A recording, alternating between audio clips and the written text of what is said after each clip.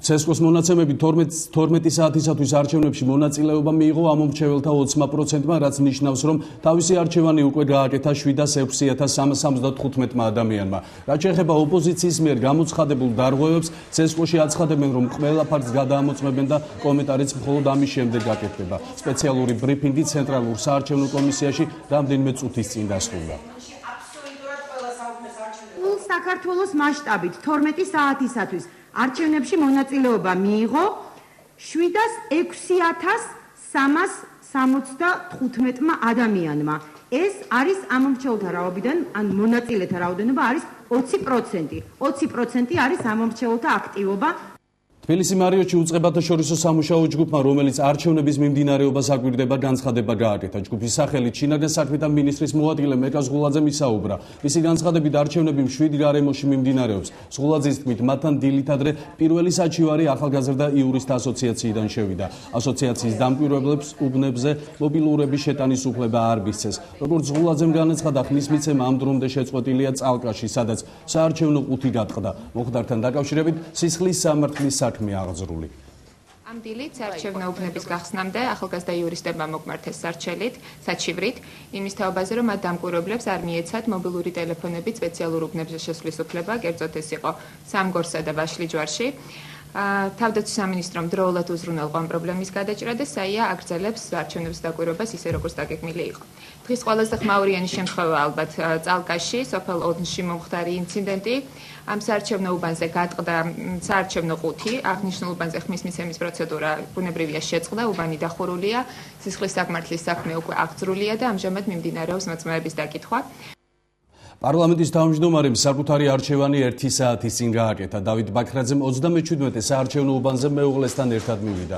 საკუთარი არჩევანის გაკეთების შემდეგ ბაქრაძემ ჟურნალისტებს განუცხადა, რომ მან ხმა მისცა ქვეყნის განვითარებას. მოსახლეობა საარჩევნო უბნებზე მისვლისკენ მოუწოდა და აქვე მმართველი გუნდის მთავარი კონკურენტი დაასახება. სიღარიბე და უმუშევრობა.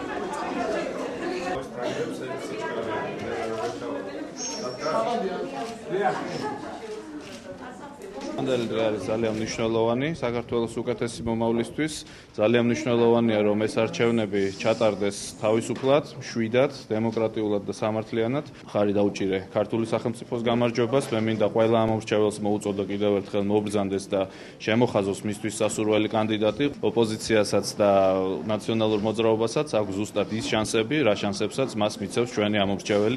მე ძალიან მიყვარს თბილისი, ამიტომ ხმა მივეცი მის განვითარებას, გავამაზებას და თბილისელების კეთილდღეობას და რა ვიცი, მე მგონი ჩემი არჩევანი გაიმარჯვეს.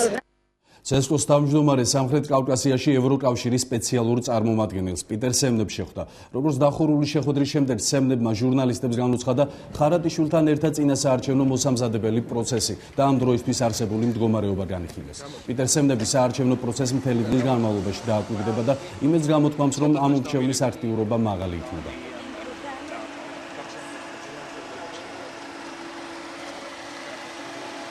ამოვთქვა იმეც, რომ 30 მაისის არჩევნები საქართველოში დემოკრატიულად ჩატარდება. ამისთვის ჩვენ ყველაფერს გავაკეთებთ. იმედია არ ექნება ადგილი ისეთ დარღვევებს, რომელიც შედეგებზე იმოქმედებს. ეს არჩევნები მნიშვნელოვანია როგორც თბილისისათვის, ასევე მთელი საქართველოსთვის. ფიქრობ, ამომრჩეველთა აქტივობა მაღალი იქნება. ამას ხელს ამინდის უწყობს. არჩევნების მედია ცენტრის სასჯელ აღსრულების დაწესებულებებში არსებულ დარღვევებზე საუბრობს. მედია ცენტრში გაერთიანებული არასამთავრობოების განცხადებით, ციხეებში დღეს 3 საათამდე ამომრჩეველი აძლევს ხმას. მათ შორის ციხის ადმინისტრაციაც, რაც უხეში დარღვევაა. გარდა ამისა, ბრიფინგზე საუბარი იყო ხელვაჩაურში გამოვლენილ დარღვევაზე, როგორც ირკვევა ამომრჩეველი, რომელმაც გადასატანი ყუთი მოითხოვა ნაციონალური მოძრაობის აქტივისტი აღმოჩნდა. ადმინისტრაციის მონაწილეობა არჩევნებში ჩვენი აზრით ეს არის საკანონმდებლო რაღაც ლაფსუსი. ყველა ადამიანი, რომელიც მუშაობს, ხო, გარკვეულ თქვათ მისამართზე იქ გარკვეულ სასჯელ აღსრულების დაწესებულებაში, რა თქმა უნდა, არ ცხოვრობს იმ კონკრეტულ უბანზე. მისი აუცილებლობა, რომ გამოცხადდეს ყაზარმული მდგომარეობა და ყველა თანამშრომელი მიიყვანონ და თქვათ სამუშაო ადგილის მიხედვით მისცენ ხმა, ჩვენი აზრით არ არსებობს. აღმოჩნდა, რომ თხოვნა გადასატანი ყუთში თქვათ ამომრჩეველთა შეტანის შესახებ 107 ადამიანზეა ლაპარაკი, გაკეთა 5 ნომრი სატელეფონო ნომრიდან. აქედან როგორც ჩვენმა კოორდინატორმა გაარკვია, 2 ნომერი ეკუთვნოდათ ნაციონალური მოძრაობის კოორდინატორებს.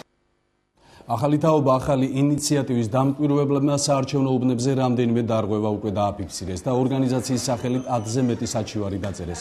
როგორც მათ ბრიფინგზე განაცხადეს, რამდენიმე საათით საოლქო საარჩევნო კომისიაში დაგვიანდა ბიულეტენების მიტანა. გარდა ამისა, იყო პრობლემები გადასატანკუთებთან დაკავშირებით. 13 საათისათვის ცნობილი გახდა ინფორმაცია დარღვევების შესახებ მთელი საქართველოს მასშტაბით. პარალელური დათვლის შესახებ ორგანიზაცია საარჩევნო უბნების დახურვის შემდეგ გამოცხადდა. აღინიშნოს, რომ ის საარჩევნო ბიულეტენების დაგვიანება მოხდა რამოდენიმე სტამბის გამო და 5 საოლქო საარჩევნო კომისიას დაგვიანებით მივიდა ბიულეტენები. სამწუხაროდ ცენტრალურმა საარჩევნო კომისიამ არ განაცხადა ამაზე დროულად და გუშინ იყო ამაზე ნებათაღელვა გამოწვეული და ძალიან ბევრი საუბნო საარჩევნო კომისია გაუგებრობაში იყო. კანონით ბიულეტენები საუბნო საარჩევნო კომისიებს უნდა მიეღოთ წკენტისყრამდე 24 საათით ადრე, ანუ გუშინ საღამოს 8 საათზე. საკუთარი არჩევანი გააკეთა გიგი უგულავამაც ნაციონალური მოძრაობის მერობის კანდიდატმა ხმამთაწმიდის მე-15 უბანზე მისცა. უგულავა საარჩევნო უბანზე შვილებთან ერთად მივიდა.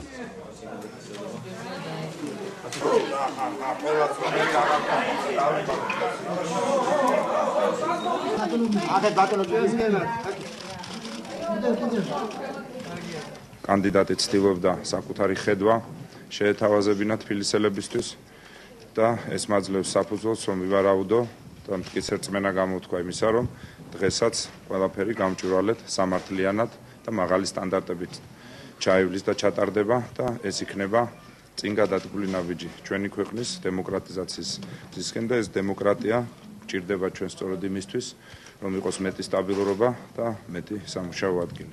ქრისტიან-დემოკრატიული მოძრაობის მერობის კანდიდატი გია ჭანტურია ვაკის რაიონის 23 უბანზე ხმის მისაცემად შვილებთან ერთად მივიდა. როგორც მერობის კანდიდატი აცხადებს, ეს არჩევნები ქვეყანაზე პოზიტიურად იმოქმედებს.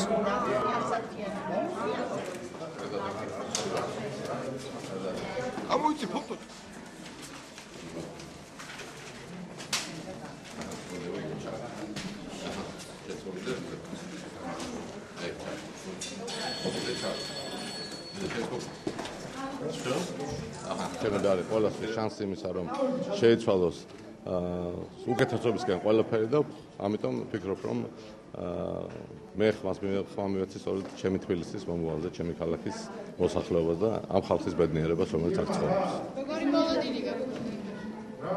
ძალიან დადებითი მოლოდინი მაქვს, ყველა შემთხვევაში საარჩევნები არის დადებითი და მე ვფიქრობ, რომ სიკეთეს მოუტანს ყველას, ვინც ამ ქალაქში ცხოვრობს. ირაკლი ალასანიამ კი საკუთარი არჩევანი საბურთალოს რაიონში მე-14 უბანზე დილის 10 საათზე გააკეთა.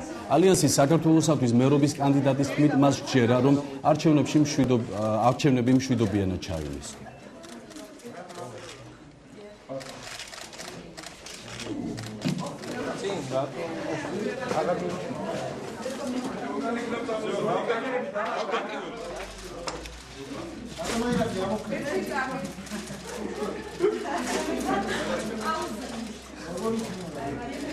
არაჩვეულებრივი ამინდია, ხალხი აქტიურობს, ასე რომ ძალიან ოპტიმისტურად ვარ ყველა განწყობილი.